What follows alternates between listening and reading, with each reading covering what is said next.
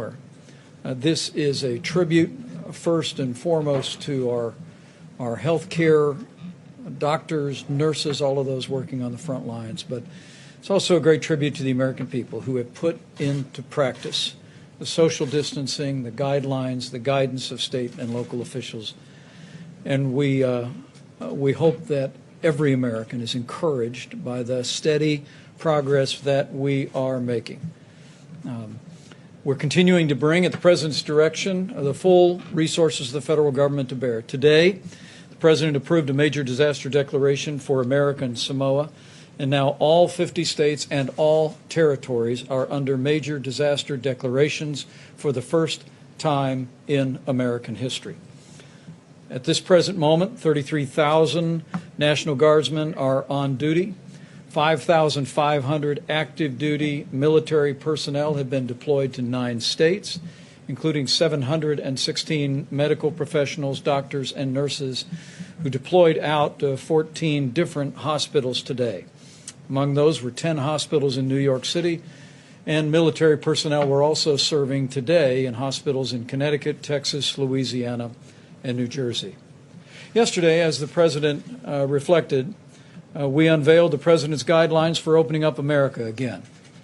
There were 2 parts at the beginning of those guidelines. First, the criteria that we hope will guide governors in their decisions about reopening their states on either a statewide level or a county level. And then also we outlined what we believe would be the most important state responsibilities to have in place before moving into a reopening plan. For phase 1, the President's guidelines, you'll recall, advised that states that have a downward trajectory in cases over a 14-day period of time and ensure that they have proper capacity in their healthcare facilities could move to phase 1 with the easing of some of the social distancing and the criteria that have been in place. But for states that meet the criteria, we outlined specific responsibilities, protecting workers in critical industries, particularly protecting the most vulnerable, those who live and work in senior care facilities. And we also encourage states to have a plan for testing symptomatic individuals and ensuring testing to our most vulnerable populations. As the President has made clear, governors will decide the time and manner that their states reopen, and we will look to support them in that effort.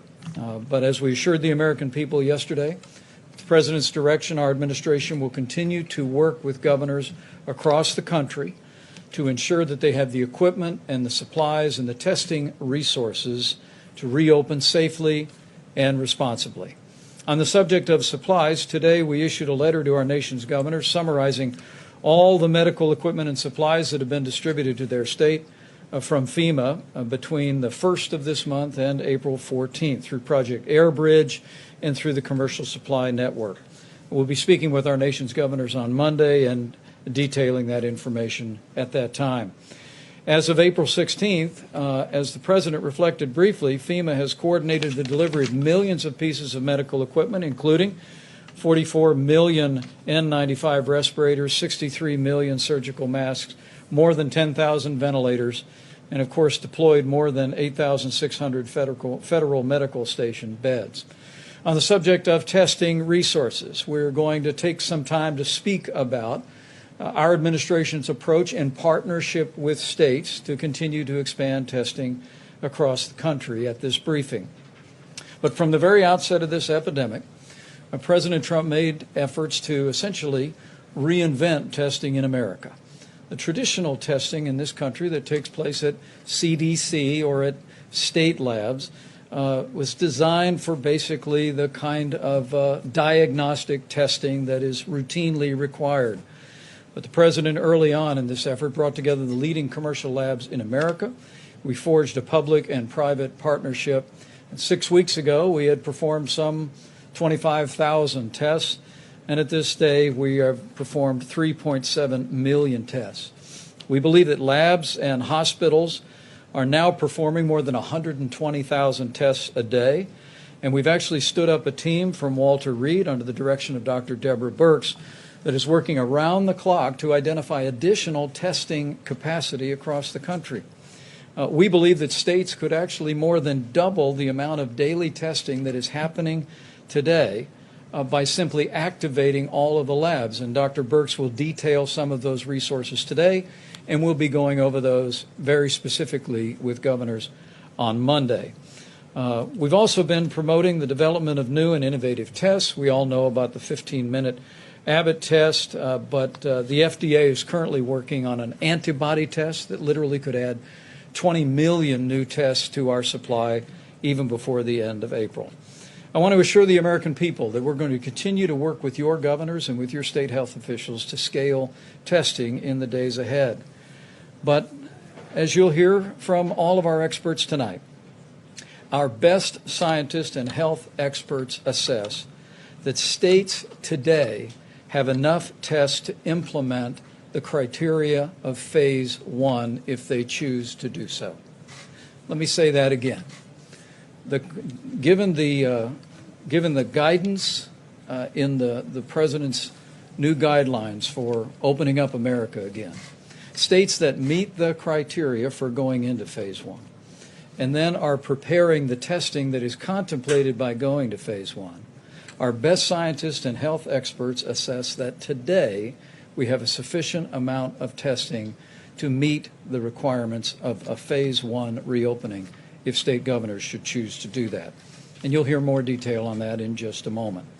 At the President's direction, we're going to be presenting an outline of our approach to testing in partnership with states during this briefing. Our approach will continue to be locally executed, state-managed, and federally supported.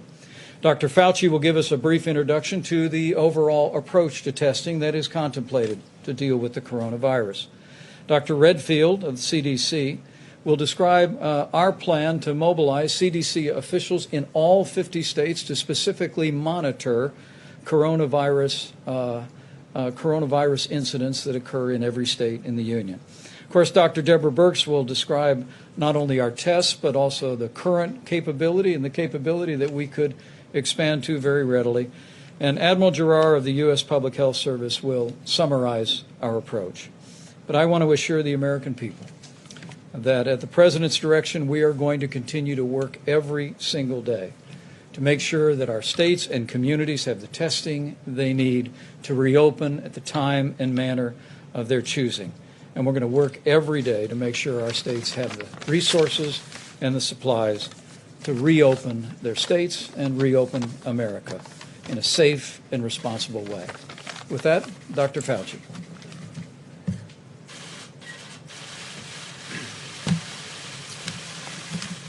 Thank you very much.